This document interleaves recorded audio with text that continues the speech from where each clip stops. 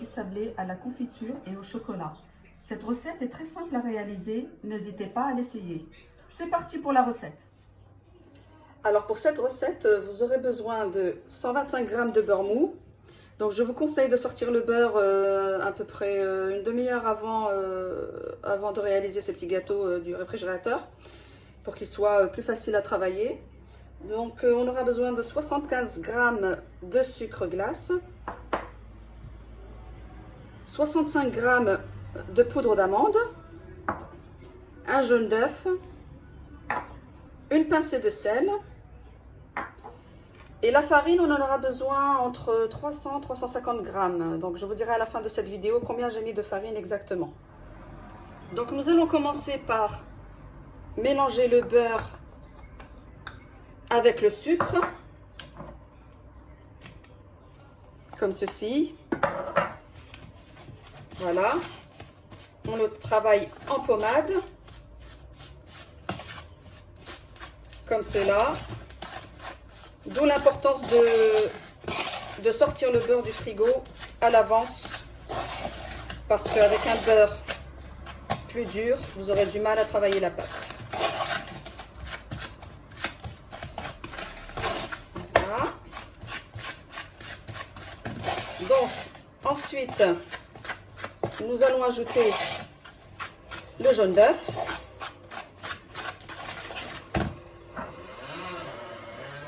Comme ceci. On continue à travailler notre crème.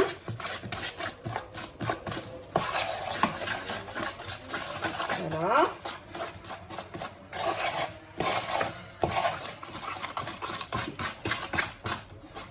On rajoute la petite pincée de sel. Alors vraiment une toute petite pincée. Voilà, comme ceci. Ensuite, je verse ma poudre d'amande. Je continue à travailler mon beurre.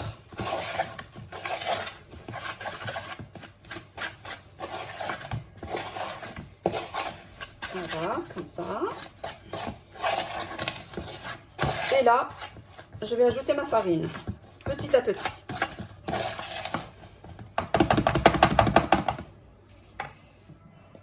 Donc la farine, on va venir la rajouter petit à petit. Voilà. À ce moment-là, ce que je vais faire, c'est que je vais lâcher ma cuillère en bois et je vais travailler la pâte à la main. Ça sera beaucoup plus facile. Voilà. Donc, je ramasse ma pâte délicatement. On n'a pas besoin de trop la travailler. Je rajoute de la farine. Voilà. Je sens une pâte qui commence à durcir. Donc, je pense qu'on a la quantité nécessaire pour notre pâte sablée.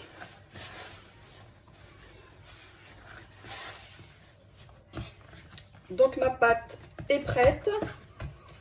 Alors pour la quantité de la farine, j'ai utilisé exactement 300 grammes. 300 grammes de farine. Ma pâte est prête.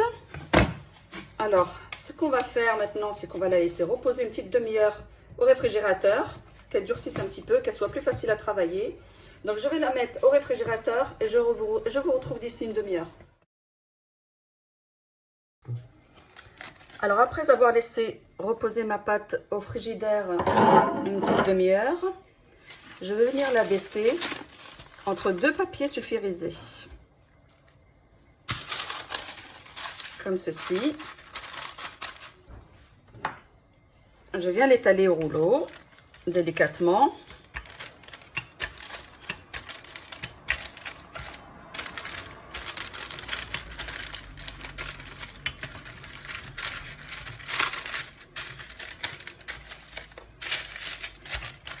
Voilà. Vous pouvez tout simplement fariner votre plan de travail, mais je trouve que cette méthode est plus facile.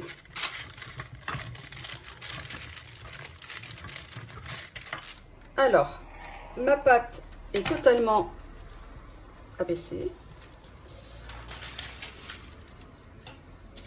J'enlève ce qui dépasse sur les côtés, que je vais réutiliser tout à l'heure.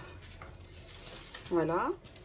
Alors, après avoir enlevé les extrémités, je vais venir former mes petits biscuits. Donc, moi, j'ai utilisé ce petit emporte-pièce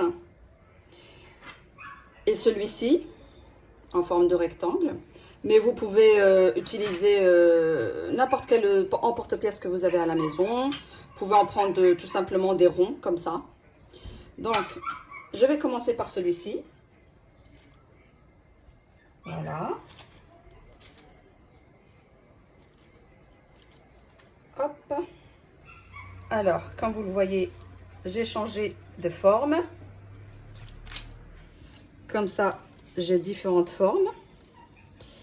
Alors, j'enlève le surplus de pâte. Alors, pour pouvoir récupérer mes gâteaux.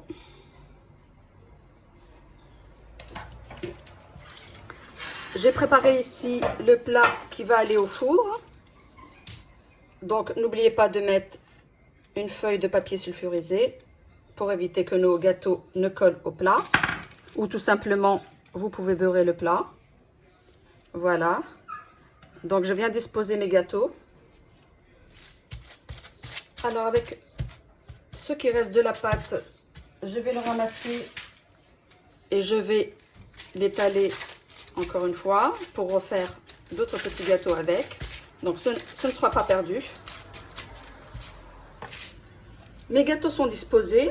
Donc, je vais les enfourner pour à peu près une petite dizaine de minutes, voire moins, à 180 degrés. Donc, je vous conseille de surveiller la cuisson parce que tout dépend des fours. Et les gâteaux, il faut qu'ils soient légèrement dorés. Voilà, les biscuits sont cuits. Donc, nous allons passer à la décoration maintenant. Donc, pour la décoration, nous avons besoin de chocolat fondu, donc du chocolat noir fondu que vous aurez fait fondre soit au bain-marie ou soit au micro-ondes. On aura besoin de la confiture. Donc moi je choisis la confiture d'abricot, mais vous pouvez tout à fait choisir confiture de fraises si vous voulez, ou la confiture qui vous plaît. Donc là nous avons des pistaches concassées, des amandes effilées, ou si vous n'avez ni amandes effilées ni pistaches, vous pouvez utiliser des amandes ou des cacahuètes hachées. Ça fait aussi bien. Donc comme je vous l'ai dit, j'ai choisi deux garnitures, une au chocolat et une à la confiture. Nous allons commencer par les petits gâteaux à la confiture. Donc je vais prendre deux biscuits comme ceci. Je vais venir étaler un petit peu de confiture sur le premier, comme ça. Je vais le recouvrir avec l'autre gâteau, comme ceci. Une fois qu'ils sont collés, je viens badigeonner un petit peu de confiture sur le dessus. Comme cela. Hop. Et je vais venir mettre des amandes effilées dessus. Voilà. Comme ceci. Voilà. Donc pour les deuxièmes biscuits que l'on va garnir avec du chocolat, la même chose que la confiture, on va venir étaler un petit peu de chocolat sur le milieu. Voilà, nous allons le recouvrir d'un deuxième biscuit, comme ceci. Voilà. Nous allons venir tremper la moitié du gâteau dans le chocolat. Alors, je dis la moitié, mais ça peut être juste une petite partie, comme ceci. Et nous allons décorer avec des pistaches. Que voici, tout simplement en venant les déposer. Voilà. Voilà, nos petits gâteaux sont prêts à être dégustés. Donc, une fois que vous avez enrobé les petits gâteaux de chocolat, je vous conseille de les laisser sécher. Et par la suite, vous pouvez les mettre dans une boîte hermétique et ça se conserve une dizaine de jours. Si cette vidéo vous a plu, n'hésitez pas à vous abonner, à liker et à partager à vos amis. Sur ce, bonne dégustation et à bientôt!